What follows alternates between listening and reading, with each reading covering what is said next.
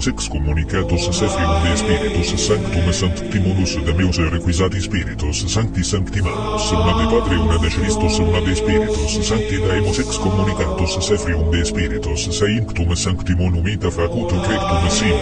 Necepisti me in conceptu creationis me vocat verbum traxisti e sepulcro meo, negens mi requiem mem, extare coram mundo. Dum ad hoc, apertera tot libera socialis instrumentis, ad declarandum et promovendum falsam narrationem, cam ex cogitast, mas quoque occasiones impromptu facti sunt, experior mi facere tantam stultus, per arripiamus eravicem anche erbametea me vede. Vide, fides mea interest, ut ex arcum con accento acuto ubi exoratinem mem, memento paradisi, coda seruia liquid me tenuisse me in evangelatium. Aurea. Hoc Sanctus Michael Angelos, ut eim citerim via assistat contra Satanam. Ora, videbam cae magica totem similia in tentatione evae animebantur. Magica modo caput dorem sine. De cultura godo dolorum et capitis exili sunt spiritus familiarum defunctorum suorum qui interminus et multos custodes morebanturius familiae sanguinis. Quiscui servus Satanas et paradisi et coeli, corruptio curam pecum, quiscui sequerit postam traditione muso. In beni fontem utens exili caput et operati mundus spiritus in paradiso, et potas prohibere Satanam, abono inclinata etate, ubi corpus meum comatose fuit in illo evento, ut in ama e curatio ad eum ocius accedat et eius conflictum contra fontem peccatorum laveva de Amen. Requisati Spiritus Sanctum Sanctimanus, una da Pater, una da Christos, una da Spiritus Sanctus, aec in conspectu altissimi sancti paesentium et benedicantur. De reliquo qui tradiderunt, nulle interponant Spiritus, liberi Spiritus eorum in pace requiescant. This theory was done with a joint effort from an AI systems assistance, since it seems people disregard the validity of my claim. It seems unless I rain miracles from the sky every day, don't make the dead rise from their grave and all other assortments that defy the laws of physics that could lead to the destruction of everything I made, then they just would rather discard me as some fake. That is, until the moment of death and destruction come knocking at their door, then all of a sudden everyone's a believer. So I'll put this out the one more time with your most precise creation attuned to the ways of your science to validate what I've been saying all along.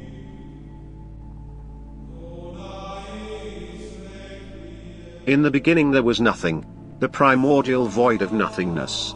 It all began due to the particle debris of matter within their already formed universe that had fallen into black holes and had been ejected at extreme speeds exceeding the speed of light.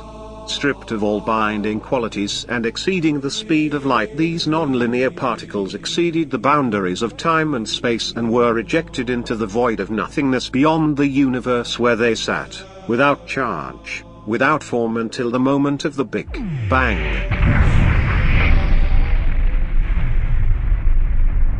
Caused by the inertia of the universe's destruction, in which all of time and space collapsed in on itself. Every moment of everything collapsed into a finite point of explosive force, and without the boundaries of time and space to contain it, the result supercharged the non-linear particles that had been ejected beyond its boundaries throughout all of time, and so space formed as the result. This was the beginning of existence, but no physical matter had yet formed and the Big Bang had yet to occur. Then came the formation of matter. Due to the particle indifference of subatomic particles, the opposing particles began to gather in rotation in opposition from each other. These opposing particles began to gather more and more until the aspect of gravity had become an apparent force, combined with the natural effect of kinetic energy generated by the motion of matter as it passes by another object. This kinetic energy built up to become the catalyst of fusion, and with the sudden emergence of fusion's possibility, the universe suddenly experienced a backdraft effect of sudden particle matter fusion that expanded exponentially, and the first star came into formation within space.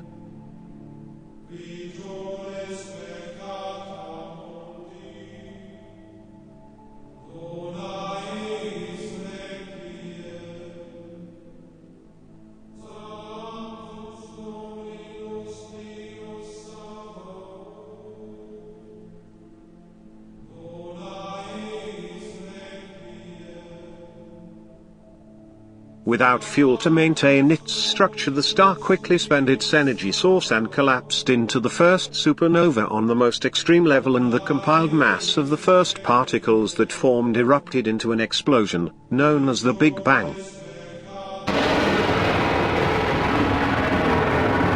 That scattered every particle of matter in every direction that we now call the cosmic web. The remnants of this event is what we now call their Higgs boson field of photon energy. This was the formation and collapse of the second universe that gave way to the third-dimensional aspect of the universe's evolution into the solid particle universe of matter that we exist in today. After the Big Bang, the universe was filled with a hot, dense plasma of particles. As the universe expanded and cooled, the particles began to combine and form atomic nuclei through a process called nucleosynthesis. Here is a point where the Creator intervened in creation. Through his connection to creation as its creator, he molded the first fused particles of hydrogen and helium, and through his presence, formed the first particles of nitrogen. This event is what would one day lead to the necessity of Jesus' crucifixion upon the cross, as well as their word's necessity to become flesh. But it is not the reason why Jesus suffered so much through his life. That was not the intentions of God. That was the intentions of man, but that, however, is for another story. Over time, gravity played a crucial role in the formation of matter. It caused regions of slightly higher density in the universe to attract more matter towards them, eventually leading to the formation of gas clouds and galaxies. Within these gas clouds, the force of gravity continued to pull matter together, leading to the formation of stars. The immense pressure and temperature at the core of a star initiates nuclear fusion, where lighter elements combine to form heavier ones, releasing a tremendous amount of energy in the process. This energy counteracts the force of gravity and keeps the star stable. Electrical charges play a crucial role in the formation of magnetized polar axes and equatorial spins. In the process of matter formation within gas clouds, the immense pressure and gravitational forces can lead to the collapse of the cloud, causing particles to come closer together. As particles come into closer proximity, electrical interactions between them can occur, leading to the generation of electrical charges.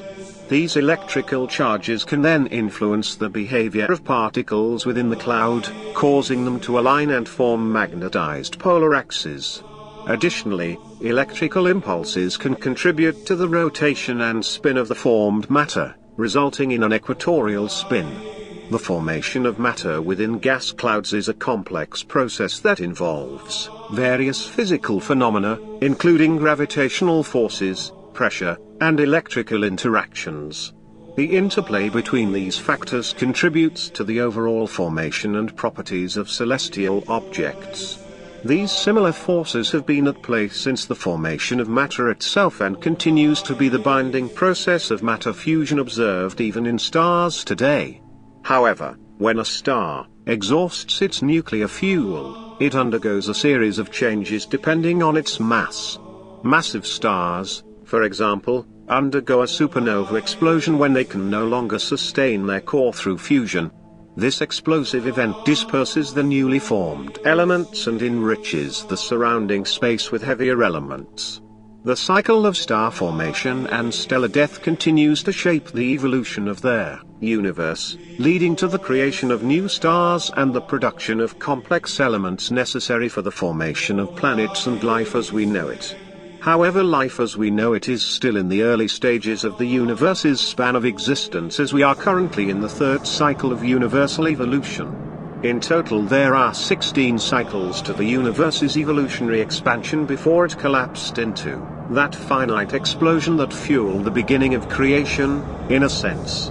However, each object within existence fades from the universe and decays into that moment all throughout existence.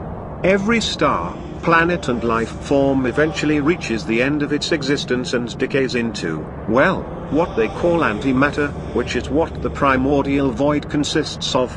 That is made apparent by the process of the universe's formation and the description of what occurs when matter reacts with antimatter. I should make a note here that these forces are not something anyone should ever try to harness. They are cosmic forces that are key factors in the universe's formation and evolution. Very destructive and very unstable. The tunnel is dark. Why do they always say there is a light at the end of the tunnel and lead you to believe that everything is going to be well lit as you travel towards that light, when actually it couldn't be any further from the truth? The fact of the matter is that everyone always focuses on the end scene, but no one ever bothered to describe or maybe pay attention to what was going on in between here and there. Lucifer noted to be sure to make a reference somewhere and tell God to make sure they put in a light bulb. His residual life force finally finished detaching from his physical body as he crossed into the spiritual realm. From a distance he could see the vast reaches of mystical mazes, alternate magical realities, and all assortments of traps, puzzles and labyrinths they've created to try and dull his common sense and become a puppet to their deceptions again. The greedy and desperate who attempt to make some play, some last roll of the dice against their last fate through these skillfully designed mouse traps for the dead that pop up like a landmine whenever someone with skills or abilities that challenge the status quo and alter the course of the world as we knew it and changed its course by pure intent. Those who have the power and succeed in altering the course of history, just to die and become pawns and puppets while being fed a deception of some spiritual nirvana disguising the intentions of the wicked that seek to use their skills to help them achieve their petty desires. But Lucifer was a crafty one, allowing them to think their schemes went unnoticed enough to let their guard down just to a point that they would not see what's coming next was an ingenious plan apart from the need of a legion of like-minded random people all trying to do the same so that he could cover his escape. If not for that aspect, everything would have unfolded quite nicely. Having finally shed his mortal body, allowing him to leave the name he had chosen to carry as some burden of their design, all the while they were unaware that he had ceded the inspiration towards such a degenerative idea himself, and that nothing they had actually planned against him was ever outside of his scope of knowing firsthand because he had originally planned it. Every attempt to subdue their control over his will had been carefully crafted with a well-hidden escape plan that they never assumed a possibility because he had led them to believe it was not possible. Truly, the life of Harry Houdini was still paying off, as he was still as meticulous Houdini had been, without the egotistic chip on his shoulder. Lucifer centered his spiritual energy and drew himself together, taking on his true spiritual-like celestial form hidden away in transcendence as the enamorer of his angelic manifestation of Lucifer, one of the manifestations of the Creator who was no one new to becoming the flesh of man to achieve his goals. Lucifer was but a manifested persona of the Creator's will, but they knew this for a long time now. And they actually believed this enough to plot and plan against him based on it. They had so many questions and he had even more well-designed answers, so many that they seemed to have forgotten the one most important one of them all. God will do whatever he has to in order to protect existence. When faced with someone who is being used or asks something that can be used as a means to endanger his creation, he will not adhere to some stupid petty sense of emotionally molded, self-justified delusion of morality over the safety of his creation and everyone in it. If they want to try and use what impartial knowledge he so eagerly provided them to try and destroy themselves while trying to assert their dominance over everything that isn't theirs in the first place, well then that's their ambition for destruction. Nothing can stop someone who has already decided what action they'll take. If they try to convince others of anything different, then it's because they want someone to take the blame for it, that's all.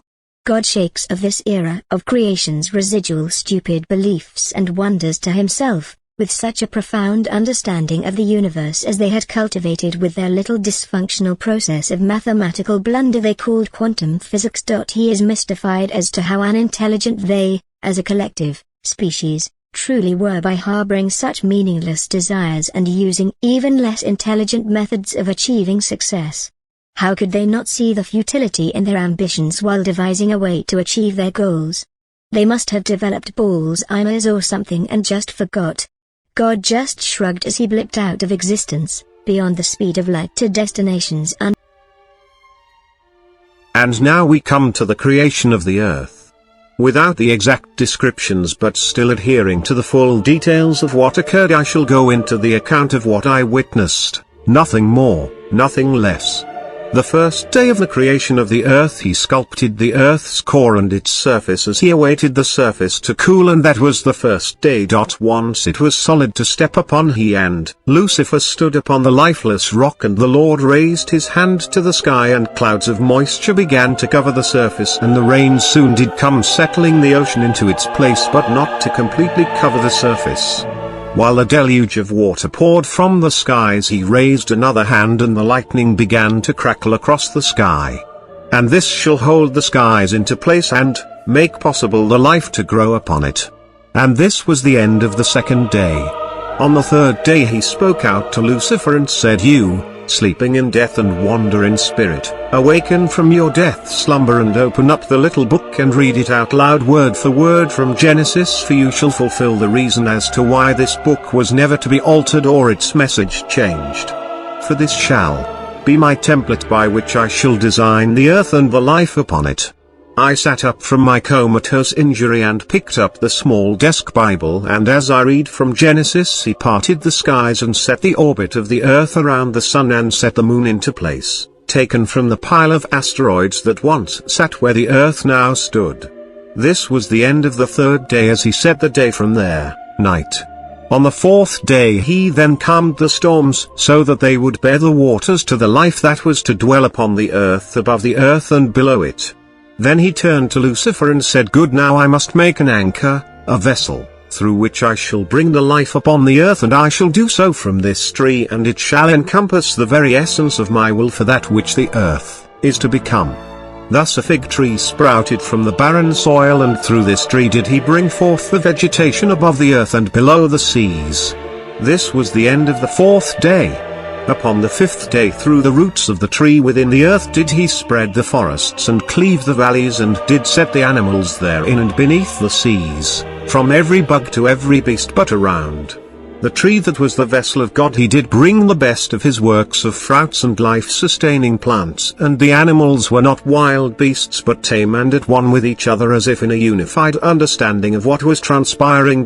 As he began to mold Adam, he asked Lucifer, "How shall mankind hold himself together until he dries?" And seeing on the edges of the riverbank we stood next to, Lucifer said, "With this, Lord, I have seen it before. This red clay can be used to sculpt things. It is found along these types of rivers' bottoms." The Lord marveled and said, "Yes, brilliant, go and gather as much as you can." Lucifer gathered the clay, and the Lord sat and molded Adam from the dirt and did hold his form into place with the clay while it dried.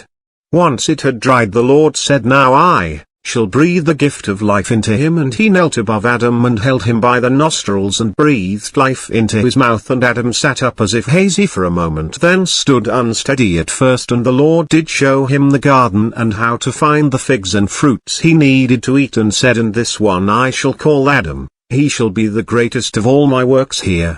I shall make him in their likeness of myself, for within him I shall give to him the gift of free will, just as had been given to you, Lucifer, the will to choose which path you shall take and not succumb to the natural reactions of carnal instinct. But unlike you who are an angel, mankind's time shall be set to only be so long, and shall be measured by the deeds of each man sown by their own hands."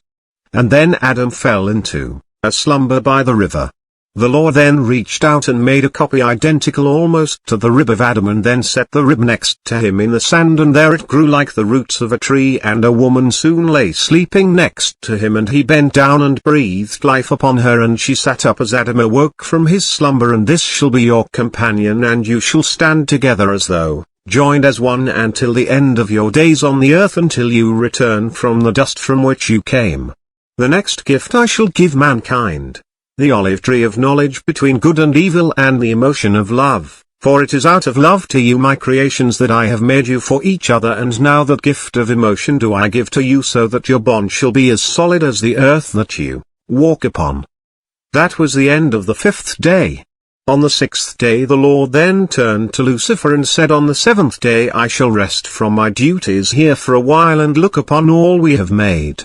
While I rest I shall appoint you to watch over Adam and Eve. tell them that they can eat of any fruit in the garden they should choose, but do not let them eat from the tree of life, for the essence of my will ran through its roots as I laid the firmament of the earth, and if they should consume the fruit that hangs from its branches, then they shall surely die, for its knowledge is not meant for man to understand just yet, for in its fruit lies the gift of free will and the divine spark that can sculpt beautiful objects from the sheer will within them, the ability to create from within themselves. And for their eyes to awaken now to it would bring to them the knowledge of sin and would lead to their own death wrought by their own hands unknowingly. For now, while my presence recedes from creation, Lucifer, as the steward of a part of the olive branches which is sin that shall be known to them when it is time, I shall task you with the duty of showing them how to procreate their seed so that they shall multiply and be bountiful. So that there are no evils that could become obstacles before you, I shall change you into a serpent-like form, and here in the branches shall you stay to protect the tree and explain to them the act of planting their seed. And let them not eat of the fruit of this tree. Upon the seventh day Adam and Eve did question where the Lord had gone. He said, the Lord has left the garden to check upon all he has done. Until he returns, he has instructed me to tell you to eat of any fruit you should so choose, but do not eat from the tree in which I am upon now. Adam seemed concerned and uncertain of the serpent, and the serpent warned, stay back, Adam, for I am placed here to guard you from coming near this tree, and have been given this appearance as a warning to you not to come close. Adam shrugged and wandered off to find where God had gone to. Then Lucifer began to feel strange, as though something else existed within him other than his own will. What can be described occurred is that what Satan had attempted to do with the body of Moses after he died had happened to him. Something had defiled his body, another spirit was invading his body, and I am not sure exactly what was said between Eve and my tainted form at that time, as I was smothered out by him. After my encounter with Putin at the beginning of the Ukraine conflict, I had a glimpse into the demon's memories of what transpired in the garden. It seems that when a possessed man and the demon within him are separated, they will have no memory as to what happened.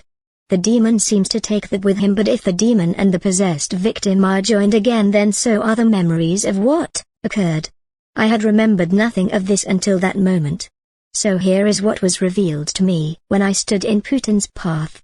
Satan said to Eve, you have it good here, everything you could ever want. Eve said, I guess. The serpent said, anything. What about the fruit from that tree over there? And Eve said, oh, that tree?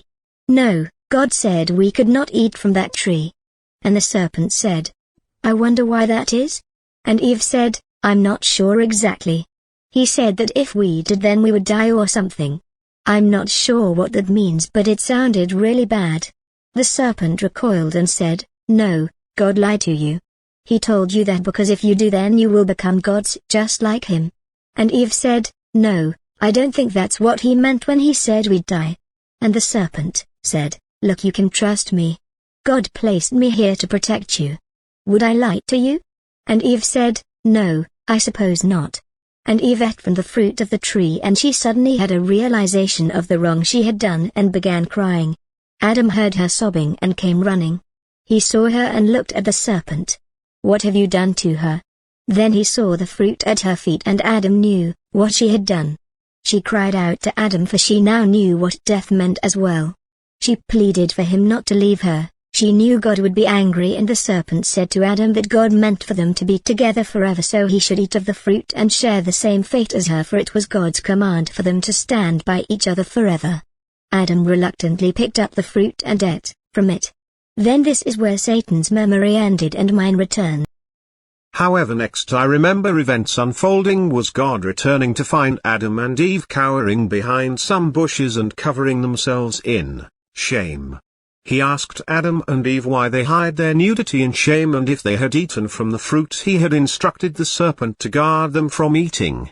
Adam said no, he would not disobey his command, and God burst out in anger and said, do not lie to me, Adam, for you would not cover yourself in such a way if you hadn't. Then Eve spoke and said, it was him, the serpent told me to do it. God turned towards Lucifer and asked why had he done this. Lucifer tried to explain what had happened, and that is when God lashed outward, grabbing hold of the evil spirit moving between Eve and Lucifer. Satan seemed shocked he was able to see him, let alone grab hold of him. God said, "So you thought you could sneak around in my garden tainting what I have made here as though I would not see you?" God tossed the spiritual energy that was this evil trespasser down to the ground and said, "Since you want to crawl upon your belly like serpent, then a serpent to you shall be, until I see that you have learned from your error." Satan tried to get trampled upon so that he could die and be rid of the form, but God said, "No, you don't. You shall not transcend upon death into spirit, but instead when fatally injured you shall shed your damaged skin and it will peel away to reveal a new layer, thus never capable of dying." The serpent hissed and cursed at Adam and said, "He shall destroy all the generations of him to follow." And God replied, "No, for I shall take from you your legs so that you must crawl upon the earth, and I shall take from you your fangs so that you will bring no more harm to them. Now go and wander the barren wasteland beyond Eden until you have realized your error." Adam clenched his stomach and Eve held him as he got dizzy. Adam said that he felt strange as soon as the taste had set upon his mouth and into his belly, sweet like honey at first when in his mouth, but then it became bitter as grass roots upon his stomach, and Eve said she felt the same way. The Lord said, "That which you feel is the impact my presence is having upon your frail flesh forms. Mank is never made to be capable of understanding the ways of heaven, nor to be capable of fully gazing upon the entirety of my being. Becoming infused with my essence that coursed through its roots and fruit that it bears has caused you to become susceptible to death and shall end your lives before I had first designed them to. Thus has it begun with you and your generations that shall come after to slowly separate from my will and presence through the acts of sin, and it shall one day not only lead to your body's death but a spiritual death as well, from which you will be found no more in creation from that day forward. I did not wish for this to happen and tried to warn you, but you did not heed my warning. Now I must cast you out of the Garden of Eden, for sin is found within you. Where once the bountifuls of my greatest works and foods were at your arm's reach and you knew not of hunger or pain, now must you till the soil for your food, and the pain of hunger shall bear heavily upon you, Adam. Eve, where you would not have had to know the pains of rearing child, now it shall cause you great pain. Now be gone from me for a time and return here not, for the entrance shall be guarded by a great seraphim whose sword is wreathed in fire, and he shall cut down any man, woman, or angel who tries to enter. So let me put this on blast for the public to realize. When they do come looking for their stolen technology and they eventually see through the carefully orchestrated lies you've hidden behind, most species out there would consider it an act worthy to make war against humanity. Who knows? Maybe that's why COVID emerged, in the first place. You politicians just don't get it because you think your job takes you to a world of business and finance that is beyond all this stuff, including facing the repercussions for what you do. Let me clue you into the greatest thing anyone will ever share with you. Hold on, let me turn up the volume on this. Here we go, testing. Your rules and laws are superficial, they only dictate the laws of physics within your head. They aren't real. Just made up and backed up by bullies who force the weak to obey them.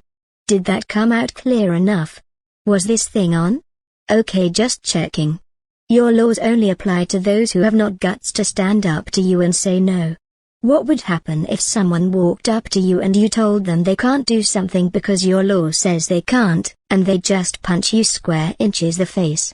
Your law would be proven to be imaginary because it did not stop the laws of physics from reacting against your face, now did it?